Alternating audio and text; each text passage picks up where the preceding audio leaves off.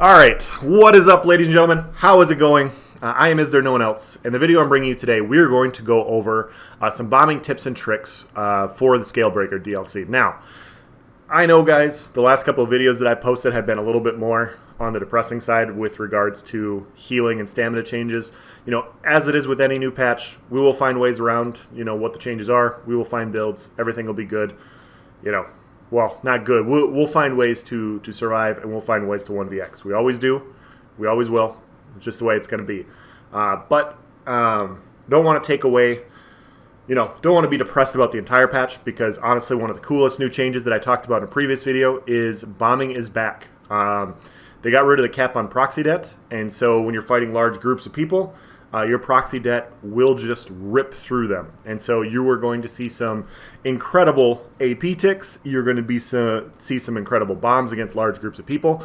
And I want to get a video out there showing tips and tricks to bombers for those of you guys that haven't done it, so that we can take these Zergs and either blow them up or spread them out. The more we can get these Zergs spread out, the more fun fights are. Hopefully the less latency and lag we have in certain areas and fights. And honestly, it makes it a more enjoyable PvP experience than getting steamrolled by an entire faction with the weapon. So the counter to Volendrung is going to be a bomber. So like I said, I'm calling on all solo players to do your part and eradicate PvP of Zergs for at least a small amount of time until they forget that bombing exists. And then we take up the sword once again and we bomb them once again. So these are going to be the tips and tricks. I'm going to dive through everything. I'm not going to provide an exact build. I'm just, because there's multiple different ways you can go about doing this. I just wanted to show you a little nuanced thing. So, first thing, guys, you want to wear Vicious Death. Vicious Death is an amazing proc set. If one person dies, everybody within 4 meters, 4 meter radius of them takes 20,000 flame damage.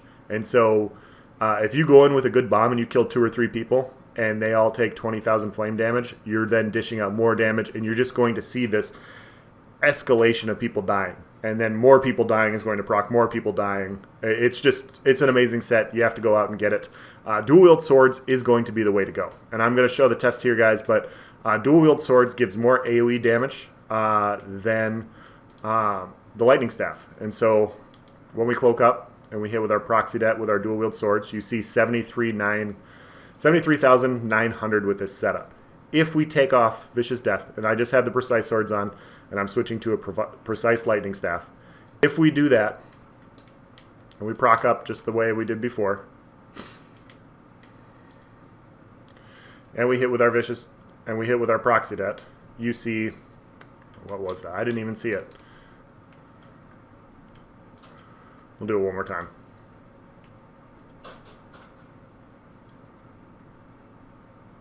Oh, they decided not to crit. Okay. So Lightning Staff wants to disagree with me right now. That's fine. There you go, 70,800. So you get 3,000 more damage. You get a little bit more damage with dual wield swords than you do with the Lightning Staff. Honestly, the weapon damage, I guess the weapon damage you get from the Twin Blade and Blood passive, and just so you guys can see the differences here. I have all my skill points into Destruction Staff. Dual wield, I have my Twin Blade and Blunt. Each time you wear a sword, you get 3% more damage. So you do get more damage with the dual wield swords than you do with the lightning staff. So it's a little confusing there, because you're like 8% AoE damage off a lightning staff, 6% more damage. Like, this should be less, but it's not. The weapon damage you get off it is higher. It also scales our soul tether higher and all of our other abilities. We will have more bursts with dual wield swords. So yes, so we got Vicious Death, preferably all jewelry, all weapon or spell damage, preferably all infused. That's the way to go. As far as the back bar goes, guys, you can go 2 routes. You can go with the Black Rose Resto or Rapid Regen with a VMA Resto. Those are both fine if you want a little bit more survivability and sustain. You can go either way for that. Or you can say, fuck it, I am just going to be a pure bomb, and I'm going in, so I have Soul Tether on my front bar, and I'm going to put Destro ult on my back bar, and I'm just going to have ultimates for nuking lots of people. I don't care if I live, because I'm not going to live jumping into 40 people anyways. Up to you. I'm not saying that any of those are bad options. I just had the Black Rose Resto on the back bar, a little bit more survivability. As far as monster sets go for bombing, guys, Balorg is best in slot. I don't think it's really close. Grothdar will give you some damage as well. It will proc really easily, and you'll have more pressure. But Balorg for burst is just amazing. And I've watched a lot of videos where people cover Balorg, and I feel like there's some confusion on how this set works. So I'm going to go into it. Weapon and spell damage for the 1-piece, and then 2-piece. When you use an ultimate ability, you gain weapon and spell damage for 10 seconds, equal twice the amount of the total ultimate consumed. So what this means, guys, when I go in with my Soul Tether, if I have 1,000 or 500 ultimate, when I activate my ultimate, I will gain 1,000 weapon and spell damage for 10 seconds. It works on the ultimate that you cast. So before your ultimate lands, your Balorg will proc, and it will boost that ultimate plus everything afterwards for 10 seconds. And so this will be a lot more damage than Slimecraw. It'll be more damage than 2 1-pieces. It is just the most damage. And so you can scale it up, like I said, up to 500 ultimate. It doesn't matter how much the ultimate costs. It matters how much ultimate you have on your counter when you use this. I have a couple videos that I've already done where I tested this set. I will link them in the description so you guys can go back and look at it yourself. But Balorg is by far best in slot. If you want to bomb, you want to run Balorg for that reason. It just gives you so much burst potential to take out large amounts of people, and that's the name of the game, to take out large amounts of people. I tested War Maiden versus Spinners on PTS, and I found Spinners to give more damage on my proxy debt than War Maiden. And keep in mind, practice dummies have, 18,000 resistances, roughly. People in PvP are going to have even more, so Spinners should scale better in PvP than War Maiden. Now, with that being said, I don't know specifically if Spinners is going to be best in slot. Part of me, I think Mechanical Acuity probably is, because when you bomb into a large group of people and you hit your Soul Tether, you can guarantee your Soul Tether from stealth will crit everybody. If you hit 4 or 5 people with your Soul Tether, that will proc Acuity, and so everybody will take the critical damage from Acuity off of your proxy debt, and then all of your sap essences afterward will crit. And so I think the 2 best 5-pieces that you can run are either Mechanical Acuity or Spinners. If you like Spinners because you just want that pen and you wanna find the weakest guy and just make sure you're penning him down to 0 and then nuking him, and you think that that's going to be a better option to proc your Vicious Death, that's fine. If you think critting everything, I do think Acuity is going to be better, but I don't have the numbers to back it up or confirm it. So those are the top 2. You want all spell damage enchants. You want all infused spell damage. Sorry, you want all max magic enchants.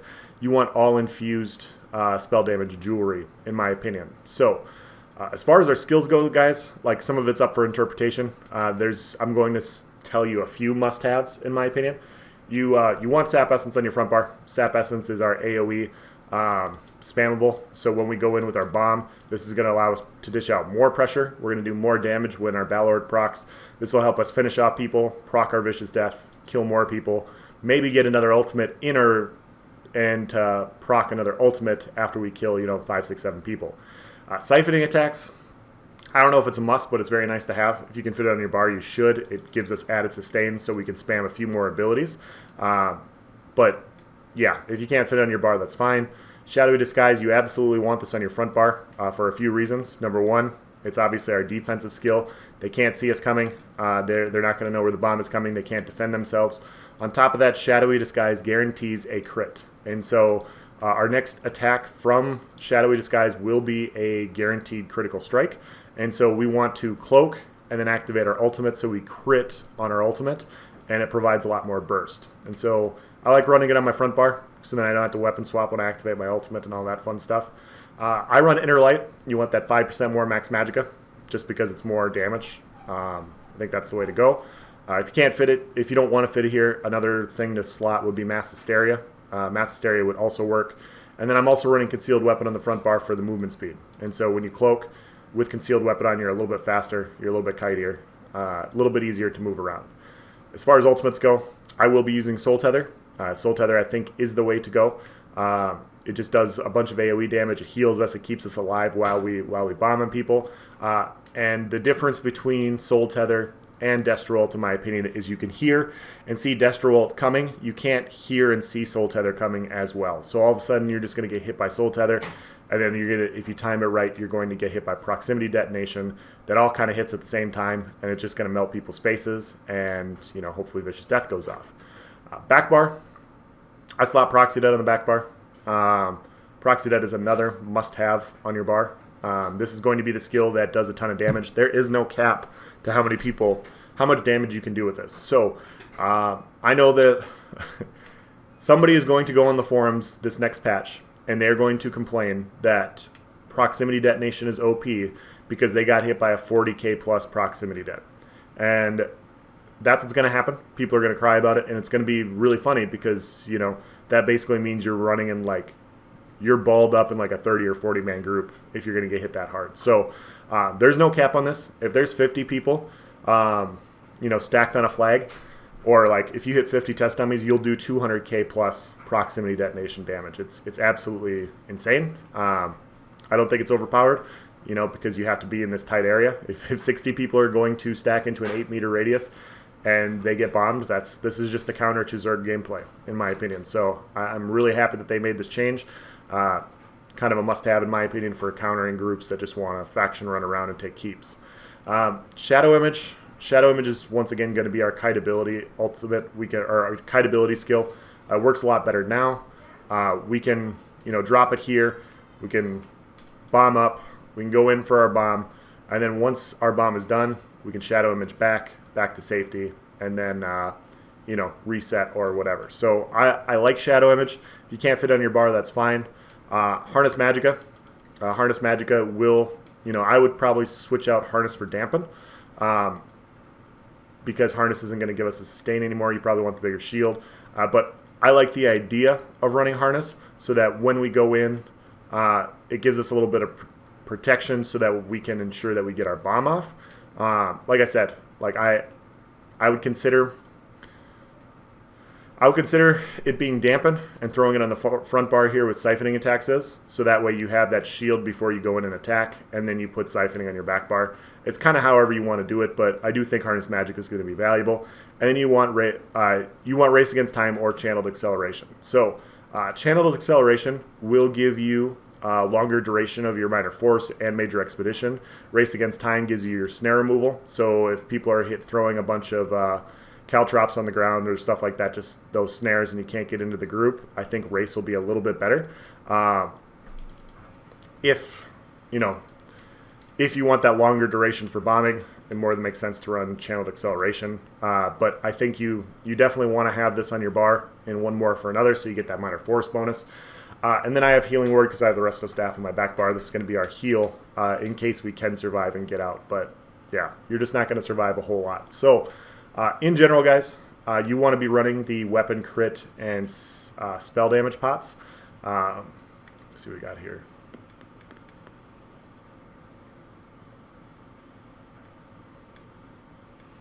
I always scroll over.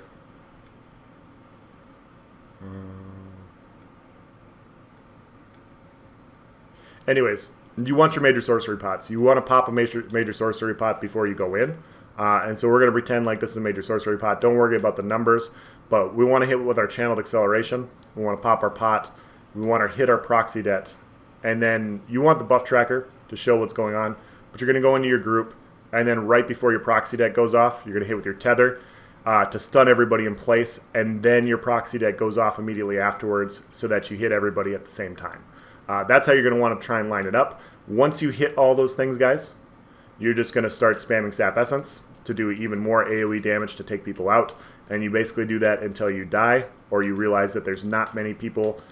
People aren't dying anymore from your burst, and then you Shadow Image out, you cloak out, and you get away. So, in my opinion, that's the best way to go as far as, I guess tips and tricks. As far as your CP goes, green tree and red tree or whatever. As far as how you want to build your CP, we're going all burst damage, guys. So you want to take your CP here out of Thaumaturge, and you want to put it into Master at Arms because it's your direct damage attacks. I like to put like 72, 73 in here, 72 to get the 23%. We can take our points out of Blessed. Like I said, we're a bomber. And then we're going to put more in Elemental Expert.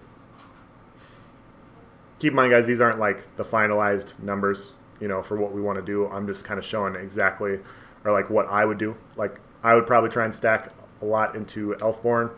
So I'd probably do something like this: 75, 72, 51 with 72, because literally we're all burst.